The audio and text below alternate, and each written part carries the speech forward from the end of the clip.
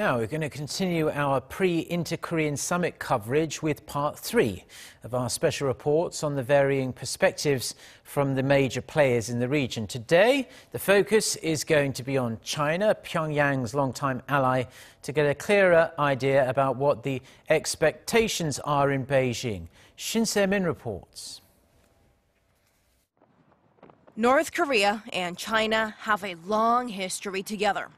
They share a border and have long been business partners. Beijing has supported North Korea even when the rest of the international community had turned its back on Pyongyang. However, their close relationship had appeared to weaken as Beijing joined hands with the international community to squeeze Pyongyang with economic and diplomatic sanctions. But then, a dramatic shift in tone.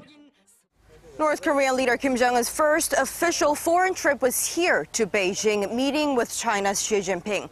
Now, during their encounter, the North Korean leader reportedly said that he was committed to denuclearization and that he also agreed to resume the long-stalled six-party talks, which was last held some 10 years ago. Now, watchers here in Beijing say this diplomatic thaw could bring about some positive results.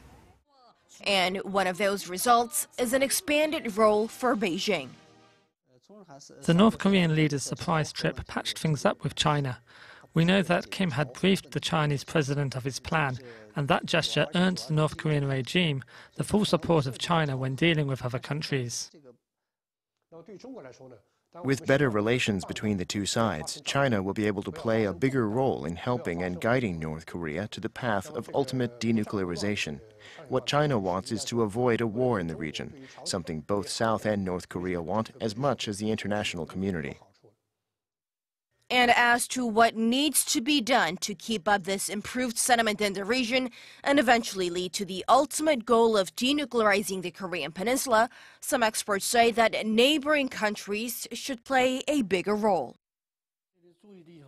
Both China and South Korea should proactively handle the situation. In order to make sure North Korea doesn't revert back to its reclusive regime, countries in the region should also prove to the North their willingness to make this work. And South Korea reducing its joint military drills with the U.S. can be seen as one way of doing this. There seems to be a more amicable atmosphere in the region in the final build-up to the summit between South Korean President Moon Jae-in and North Korean leader Kim Jong-un. The North's Kim Jong-un made an unprecedented humanitarian move this week, visiting the Chinese tourists who were injured in a traffic accident in North Korea, while also sending deep condolences to those bereaved. And the challenge for now, at least, is keeping that momentum going toward the end of lasting peace on a nuclear-free Korean peninsula. Shin Se-min, Arirang News.